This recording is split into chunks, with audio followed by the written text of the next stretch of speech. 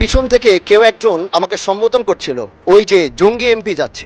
আওয়ামী লীগ যখন একের পর এক জঙ্গিদের আস্তানা গুড়িয়ে শয়ে শয়ে জঙ্গিদের গ্রেপ্তার করছিল, তখন সাবেক প্রধানমন্ত্রী প্রয়াত খালেদা জিয়া এবং মির্জা ফখরুল ইসলাম আলমগীর সহ অনেকেই বলছিলেন যে সরকার নাকি জঙ্গি নাটক করছে, আর ইউনূস সেই জঙ্গিবাদের বা সেই জঙ্গিদের নিয়েই ক্ষমতা দখল করে জেলখানা থেকে সকল জঙ্গিদের মুক্ত করে দিয়েই শুধু ক্ষান্ত হননি, সারা দেশে অবাধে জঙ্গি তৎপরতার সুযোগই শুধু দেননি, পাকিস্তান আফগানিস্তানের মতো জঙ্গিদের অভয়ারণ্যের সঙ্গে সংযোগ স্থাপন করে তাদেরকে নিরাপদে বাংলাদেশে যাওয়া আসার বা বাংলাদেশ থেকে যাওয়ার ট্রেনিং নেওয়ার সমস্ত সুযোগ করে দেওয়ার পর তারেক রহমানের ক্ষমতা 2 মাস পেরুতে না পেরুতেই দেশে জঙ্গি অ্যালার্ট জারি করা হলো। জ্বালানি তেলের অভাব নেই কিন্তু পেট্রোল পাম্পে লম্বা লাইন, এর মতোই দেশে কোনো জঙ্গি নেই তবু কেন রেড অ্যালার্ট? এসব প্রশ্ন তুললেই আপনি ফ্যাসিবাদের দোষর। এর আগে বিমান বাহিনীতে জঙ্গি শনাক্ত হওয়া বিষয়ে একটি ভিডিও কলাম আপনারা দেখেছেন। আসুন এবার গোটা দেশের জঙ্গি পরিস্থিতি নিয়ে একটু আলাপ করা যাক। সবচেয়ে বড় কথা হলো জাতীয় সংসদে যাদেরকে আমরা বিরোধী দল হিসেবে পেয়েছি, তারা 1971 সালে তো বটেই, বর্তমান বিরোধী দলীয় নেতা এবং তার পুত্রের বিরুদ্ধে রয়েছে জঙ্গি তৎপরতার অভিযোগ। আর নতুন সৃষ্টি হওয়া ইউনূসের কিংস পার্টি এনসিপির কথা কি আর বলবো, সবই আপনারা জানেন।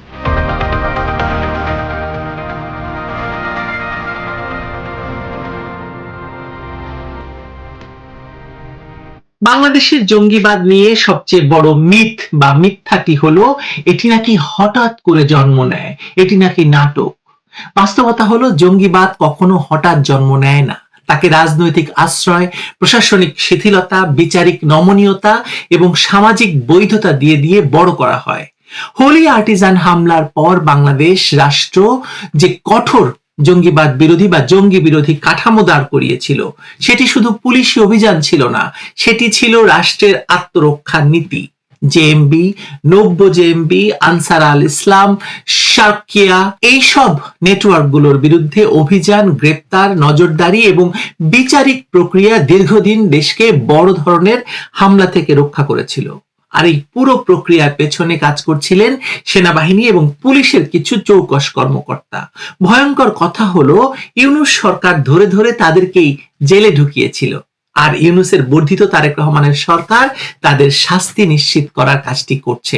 এ বিষয়ে পরে কথা বলছি আরো। তার মানে হচ্ছে 2024 সালে তথাকথিত গণ অভ্যুত্থানের পর সেই কাঠামো ভেঙে ফেলা হলো, রাষ্ট্রের শৃঙ্খলা ভাঙলো, থানায় হামলা হলো, অস্ত্রাগার লুট হলো, কারাগার ভাঙলো, আর জেল থেকে বেরিয়ে এলো জঙ্গি, শীর্ষ সন্ত্রাসী, হত্যাকারী, 21শে আগস্টের গ্রেনেড হামলাকারী, টাকা পাচারকারী, চাঁদাবাজির পুরনো মুখগুলো। নরসিংদী কারাগার ভাঙার ঘটনায় 900 জনের বেশি বন্দির পালানো, আগ্নেয়াস্ত্র এবং হাজার হাজার রাউন্ড গুলি লুট হওয়া কোনো সাধারণ বিশৃঙ্খলা ছিল না, এটি রাষ্ট্রের নিরাপত্তা প্রাচীর ভেঙে দেওয়ার ঘটনা এবং জঙ্গিদের হাতে রাষ্ট্র দখল হয়ে যাওয়া। তার মানে ডক্টর ইউনূসের নেতৃত্বে জঙ্গিরা 18 মাস ধরে বাংলাদেশকে দখল করে রেখেছিল। এ বিষয়েও পরে বলছি আরো। মানে আজ যে রেড অ্যালার্ট জারি করতে হচ্ছে তার বীজ বপন হয়েছিল তখনই, আসলে যখন জঙ্গিদের মুক্তি দেওয়া হলো, যখন শীর্ষ সন্ত্রাসীরা জামিনে বেরিয়ে এলো, যখন থানার অস্ত্র সাধারণ অপরাধী এবং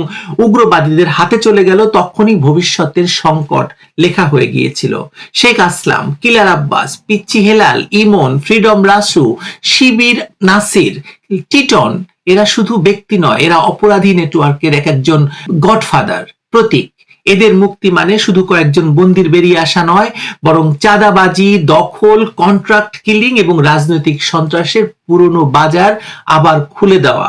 আর এর মধ্যে মেজর হাসিনুর রহমান, মেজর জিয়া, এদের মতো শীর্ষ সন্ত্রাসী এবং জঙ্গিরা তো আছেই, তারা বাংলাদেশে খুল্লাম খুল্লা কথা বলছে। যদিও হাসিনুর এখন কোথায়, মেজর হাসিনুরের সম্বন্ধে যখনই কথা উঠছে মেজর হাসিনুর আত্মগোপনে চলে গেছে, তাকে দেখা যাচ্ছে না। প্রশ্ন হলো, যারা এক সময় বলতো জঙ্গি নেই, জঙ্গি নাটক, তারা আজ কেন জাতীয় সংসদ, পুলিশ স্থাপনা, সেনা স্থাপনা, ধর্মীয় উপাসনালয়, শাহবাগ, জনবহুল এলাকা এবং অস্ত্রাগার নিয়ে আতঙ্কিত? কেন সিটিটিসি কে সম্ভাব্য হামলার সতর্কতা দিতে হচ্ছে?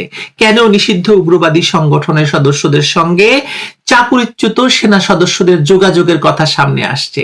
কারণ রাষ্ট্র যখন আদর্শগতভাবে দুর্বল হয়, যখন জঙ্গি শুধু পাহাড়ে বা মাদ্রাসায় থাকে না, সে ঢুকে পড়ে প্রশাসনে, রাজনীতিতে, নিরাপত্তা কাঠামোয়, এমনকি সংসদেও। গত 23শে এপ্রিল পুলিশ সদর দপ্তরের উপমহাপরিদর্শক কামরুল হাসান স্বাক্ষরিত এক চিঠিতে বলা হয়েছে, নিষিদ্ধ জঙ্গি সংগঠন জাতীয় সংসদ ভবন, পুলিশ এবং সামরিক স্থাপনা, ধর্মীয় উপাসনালয়, শাহবাগ সহ রাজধানীর জনবহুল এলাকায় সমন্বিত হামলার পরিকল্পনা করছে।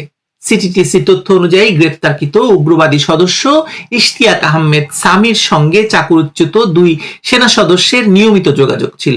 অর্থাৎ জঙ্গি নেটওয়ার্ক এখন রাষ্ট্রীয় কাঠামোর ভেতরে অনুপ্রবেশ করেছে অলরেডি। এই পরিস্থিতি আকস্মিক নয়, এটি 2024 সালের 5ই আগস্টের পর থেকে সিস্টেম্যাটিক্যালি তৈরি করা হয়েছে। ইউনূসের অবৈধ সরকার ক্ষমতায় নেওয়ার পর প্রথম 4 মাসে 174 জন জঙ্গি এবং 11 জন শীর্ষ সন্ত্রাসী জামিনে মুক্তি পেয়েছেন। কারা বিভাগের হিসাব বলছে, প্রথম 8 মাসে শুধু জেএমবি মামলায় 148 জন জঙ্গি জামিন পেয়েছেন।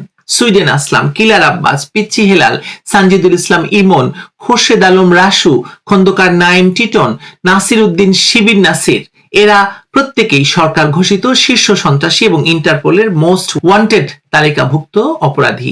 এদের প্রত্যেককে 15 থেকে 20 বছর কারাভোগের পর জামিনে মুক্তি দেওয়া হয়েছে। এখন তারা ঢাকার মগবাজার, মালিবাগ, ধানমন্ডি, মোহাম্মদপুর, রমনা সব জায়গায় আবার চাঁদাবাজি, দখল এবং সহিংসতায় জড়িয়ে পড়েছে। পিচ্চি হেলালের অনুসারীরা মোহাম্মদপুরে সক্রিয়, ইমন গ্রুপ ধানমন্ডি এবং এলিফ্যান্ট রোডে ব্যবসায়ীদের কুপিয়ে আহত করছে, কিলার আব্বাসের লোকজন ভাসান টেকের সরকারি জমি দখলে নেমেছে। এই জঙ্গি এবং সন্ত্রাসী তৎপরতা শুধু সাধারণ অপরাধে সীমাবদ্ধ নেই। জামায়াত ইসলামী এবং তার অঙ্গ সংগঠন ইসলামী ছাত্র শিবিরের সাথে জঙ্গি নেটওয়ার্কের গভীর সম্পর্ক সুপ্রতিষ্ঠিত সত্য। 2022 সালের ডিসেম্বরে সিটিটিসি প্রধান মোহাম্মদ আসাদুজ্জামান স্পষ্টভাবে জানিয়েছিলেন, জামায়াতের আমির শফিকুর রহমানকে জঙ্গি সংগঠন জামায়াতুল আনসার ফিল হিন্দাল শারকিয়ার সঙ্গে সম্পৃক্ততার অভিযোগে গ্রেপ্তার করা হয়েছে। তার ছেলে রাফাত সাদিক সাইফুল্লাহ এমবিবিএস পাশ করা এক চিকিৎসক ছিল এই সংগঠনের সিলেট অঞ্চলের সমন্বয়ক। পুলিশ বলছে, সাইফুল্লাহর নেতৃত্বে 11 জন দুর্গম পাহাড়ে কেএনএফ এর ক্যাম্পে প্রশিক্ষণ নিতে হিজরত করেছিল, আর তাদের ফিরিয়ে আনার পুরো ব্যবস্থা করেছিলেন শফিকুর রহমান নিজেই। হিজরতকারীদের ব্যয়ভার বহন করেছিলেন তিনি। জিজ্ঞাসাবাদে শফিকুর রহমান স্বীকার করেছিলেন তিনি তার ছেলের জঙ্গিবাদে জড়ানোর বিষয়টি জানতেন এবং ক্ষেত্র বিশেষে সহযোগিতাও করেছেন। সেই জামায়াতের আমির আজকে বাংলাদেশের বিরোধী দলীয় নেতা।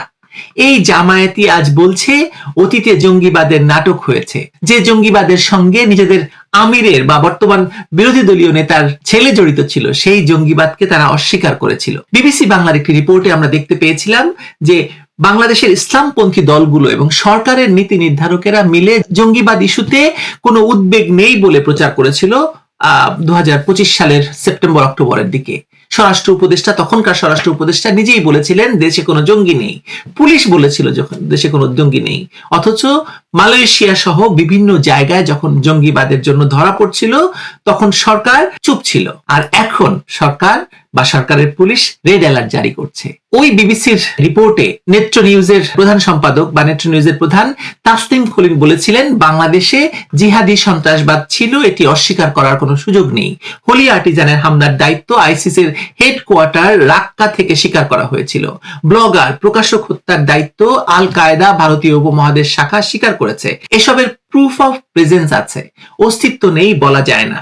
তিনি আরো বলেছিলেন, যারা জিহাদের মাধ্যমে ইসলাম প্রতিষ্ঠার স্বপ্ন দেখে তারা অবস্থানগতভাবে এখন ভালো আছে, কারণ এক সময় যে প্রেসার ছিল সেই প্রেসার এখন তাদের উপর নেই। তার মানে আওয়ামী লীগ তাদের উপর প্রেসার দিয়েছিল, এখন তাদের উপর সেই প্রেসারটা নেই। নরসিংদী কারাগার ভাঙার ঘটনায় 900 বন্দী পালিয়েছিল, লুট হয়েছিল 85টি আগ্নেয়াস্ত্র এবং 8500 রাউন্ড গুলি। থানার পর থানার হামলা, অস্ত্রাগার, লুট এসব ঘটেছে তথাকথিত জুলাই গণ অভ্যুত্থানের নামে। সেই অস্ত্র এখন কার হাতে? যারা থানায় আগুন দিয়েছে, যারা সরকারি ব্যবস্থাপনা বা স্থাপনা ভাঙচুর করেছে, তাদের একাংশকে জুলাই সন্ত্রাসী বীর বানানো হয়েছে। তারা এখন সংসদেও আছে। আসিফ মাহমুদ সজীব ভুঁইয়ার সেই বয়ান, আমরা সশস্ত্র আন্দোলনের প্রস্তুতি নিচ্ছিলাম, হয়তো এখন অনেকেই ভুলে যান বা ভুলে গেছেন, কিন্তু সশস্ত্র আন্দোলনের প্রস্তুতি আর প্রশিক্ষণ কখনো ভোলা যায় না। সবচেয়ে বিপজ্জনক হলো জঙ্গিবাদ এখন আর শুধু গোপন সেলে সীমাবদ্ধ নেই, একটি রাজনৈতিক ভাষা পেয়েছে, সামাজিক সহানুভূতি আদায় করার চেষ্টা হয়েছে। জুলাই পরবর্তী বিজয়ীর গল্পে ঢুকে গেছে তারা। যারা থানায় থানায় আগুন দিয়েছে, অস্ত্র লুট করেছে, সরকারি ব্যবস্থাপনা ধ্বংস করেছে, তাদের একাংশকে জুলাই যোদ্ধা বানানো হয়েছে, তাদেরকে কোটি কোটি টাকা দেওয়া হয়েছে। এই বয়ান রাষ্ট্রের জন্য একটা বিষ। কারণ যে সমাজ সন্ত্রাসীকে নায়ক বানায়, সে সমাজ পরে যতই রেড অ্যালার্ট জারি করুক না কেন, নিজেকে বাঁচাতে পারে না।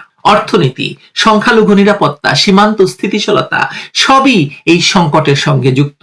ঢাকার বাজারে চাঁদাবাজি বাড়লে বিনিয়োগ কমে, সংখ্যালঘুর উপর হামলা বাড়লে সামাজিক আস্থা ভাঙে, সীমান্ত দিয়ে অস্ত্র এবং উগ্রবাদী নেটওয়ার্ক চলাচল করলে ভারত সহ পুরো দক্ষিণ এশিয়া অস্থির হয়। বাংলাদেশ তখন শুধু নিজের ভেতরে অগ্নিগর্ভ থাকে না, আঞ্চলিক নিরাপত্তার সমস্যায় পরিণত হয়। বিগত 2রা এপ্রিল 2026 জাতীয় সংসদে এক সংসদ সদস্যকে জঙ্গি এমপি বলে সম্বোধন করার ঘটনা প্রমাণ করে যে জঙ্গি আসলে সর্বত্র নয়, জঙ্গি সব জায়গায় ঢুকে গেছে। জঙ্গি হুমকি এখন সংসদ ভবনের ভেতরে প্রবেশ করেছে। সেই সঙ্গে গত কয়েক মাসে সংখ্যালঘু সম্প্রদায়ের উপর হামলার ঘটনা, বাড়ি ঘরে অগ্নিসংযোগ, মন্দির ভাঙচুর, মাজার ভাঙচুর, এসব উগ্রবাদী তৎপরতা আপনি চোখের সামনে দেখতে পেয়েছেন। এই সরকারের আমলেই সংখ্যালঘু নির্যাতন ব্যাপক আকার ধারণ করেছে, যা আন্তর্জাতিক মহলেও প্রশ্নের মুখে ফেলেছে বাংলাদেশকে। তাই রেড অ্যালার্ট আসলে যথেষ্ট নয়। আগে বলতে হবে কারা জঙ্গিদের মুক্ত করলো, কারা অস্ত্র উদ্ধারে ব্যর্থ হলো, কারা জুলাই সন্ত্রাসীদের দায় মুক্তি দিল, কারা জামায়াত শিবিরকে রাজনীতির কেন্দ্রস্থলে ফিরিয়ে আনলো, আর কারা আজও জঙ্গিবাদকে রাজনৈতিক সুবিধার চোখে দেখে। এসব প্রশ্নগুলোর জবাব ছাড়া কোনো নিরাপত্তা অভিযান সফল হবে না। কারণ জঙ্গি দমন শুধু বন্দুক দিয়ে হয় না, জঙ্গি দমন হয় রাষ্ট্রের নৈতিক অবস্থান দিয়ে। যে রাষ্ট্র নিজেই উগ্রবাদের সঙ্গে আপোষ করে, সেই রাষ্ট্রের রেড অ্যালার্ট শেষ পর্যন্ত জনগণের নিরাপত্তা নয়, নিজের ভয়ের ঘোষণা হয়ে দাঁড়ায়। আপনাদের মনে থাকার কথা যে আমি আগেও বলেছি যে জামায়াত ইসলামের আমির ডক্টর শফিকুর রহমান এবং তার ছেলে রাফাত সাদিক সাইফুল্লাহর জঙ্গি সম্পৃক্ততার বিষয়ে আপনি কি চুপ থাকতে পারবেন বা চুপ থাকা উচিত? 2022 সালের ডিসেম্বরে আমরা স্পষ্ট জানতে পেরেছিলাম যে জামায়াতুল আনসার ফিল হিন্দাল শারকিয়ার সাথে তাদের সম্পৃক্ততা, এবং পুরো অঞ্চলের সমন্বয়ক ছিল জামায়াতের আমিরের ছেলে। তারা এখন কোথায় বলেন? সুতরাং এই সন্ত্রাসবাদের সর্বোচ্চ সহযোগিতা যারা করেছে, এবং তারা এখন যদি সংসদের বিরোধী দল আর বিরোধী দলীয় নেতা হয়, তাহলে আর তাদের বিরুদ্ধে তো এখনো কোনো গুরুতর অনুসন্ধান এখনো হয়নি। কেন হলো না? এখন তো সবার আগে উচিত জামায়াত ইসলামের আমির এবং তার ছেলের বিরুদ্ধে আনা অভিযোগের স্পষ্ট তদন্ত হওয়া, তাই নয় কি? এনসিপি নেতারা ইউনূস সরকারের 18 মাসে দেশে সংখ্যালঘুদের উপর হামলা চালিয়েছে, দেদারসে মাজার ভেঙেছে, পুড়িয়ে মেরেছে পীরদেরকে। তারেকের আমলেও সেটা ঘটেছে। তাদেরকে কি এখনো বিচারের আওতায় আনা হয়েছে? তাদেরকে ইনডেমনিটি দেওয়া হয়েছে। সবচেয়ে বড় কথা হলো 2024-এর জুলাই সন্ত্রাস তো আসলে একটি জঙ্গি হামলা, এবং সে কারণেই ইউনূস সরকার দেশের জঙ্গিদের প্রতি এত নমনীয় সহনীয় ছিল। আর ইউনূস সরকারের উপদেষ্টা আদিলুর রহমান সুব্রত সেই জঙ্গিদের হাতেই ক্ষমতা তুলে দিতে চেয়েছিলেন। দুঃখজনক ব্যাপার হলো আওয়ামী লীগ আমলে যেসব সেনা কর্মকর্তা জঙ্গি নির্মূলে ভূমিকা রেখেছিলেন, বেছে বেছে তাদেরকেই এখন বিচারের নামে প্রহসনের মাধ্যমে সাজা দেওয়ার চেষ্টা চলছে। মেজর জেনারেল জিয়াউল হাসান, যিনি বাংলাদেশের জঙ্গিদের জন্য ত্রাস হয়ে উঠেছিলেন এবং বলতে গেলে বাংলাদেশকে নিরাপদ করার জন্য জীবনের ঝুঁকি নিয়ে কাজ করেছেন, তার বিচার চালানো হচ্ছে অস্বাভাবিক দ্রুত গতিতে। এরপরে এই উদাহরণ থাকার পরে বাংলাদেশে আর কেউ জঙ্গি দমনে কাজ করবে? রেড অ্যালার্ট দিয়ে কি হবে আমাকে বলেন? এই সরকার কি সত্যি জঙ্গি দমনে সক্ষম? কিংবা তার চেয়েও বড় প্রশ্ন হলো সরকার কি আগ্রহী কিনা? যে সরকার জামায়াতের সঙ্গে মিত্রতা ছিল, জামায়াত ছিল তাদের রাজনৈতিক মিত্র, ক্ষমতার মিত্র এবং এক মায়ের পেটের দুই ভাই, এখন সেই জামায়াত সংসদে তাদের সরকারের অংশ। এখন তো 3 দলীয় সরকার কাজ করছে, জামায়াত, বিএনপি, এনসিপি, এবং তারা সংসদে সবাই আলো করে বসে আছে। যে সরকারের বিরোধী দলের নেতা এবং জামায়াতের আমিরের ছেলে জঙ্গি নেতা, তারা কিভাবে জঙ্গিবাদ দমন করবে? সবার আগে দেশ, এই স্লোগান যদি সত্যি ধারণ করতে হয় তবে জঙ্গি ইস্যুতে কাউকে ছাড় দেওয়ার তো সুযোগ নেই। কিন্তু বাস্তবতা হলো জাতীয় সংসদও জঙ্গিদের দখলে। আর রেড অ্যালার্ট জারি করে আসলে কি হবে? আপনি জঙ্গিদের নিয়ে সারাদিন আওয়ামী লীগের যারা জঙ্গি দমন করেছিল তাদের কথা বলবেন, তাদের বিরুদ্ধে কথা বলবেন, তাদেরকে নিষিদ্ধ করবেন, আর রেড অ্যালার্ট জারি করবেন। এসব নাটক আসলে খায় না, নাটক কম করো প্রিয়। জঙ্গিরা সরকারের আশেপাশেই গুপ্ত না এখন প্রকাশ্য রূপে বিরাজ করছে। সুতরাং আপনি রেড অ্যালার্ট জারি করে কিছু হবে না। আপনি বাংলাদেশের রাজনৈতিক ময়দান উন্মুক্ত করতে হবে। বাংলাদেশকে জঙ্গি মুক্ত করতে হলে যেসব জঙ্গিদের নিয়ে আপনি সংসদে বসছেন তাদেরকে আগে ধরেন, তাদের বিরুদ্ধে আগে অনুসন্ধান করেন, তারপরে কথা বলেন, তারপরে রেড অ্যালার্ট জারি করেন। কোনো লাভ নেই। রেড অ্যালার্ট আগে সংসদে জারি করেন। ভালো থাকবেন সবাই।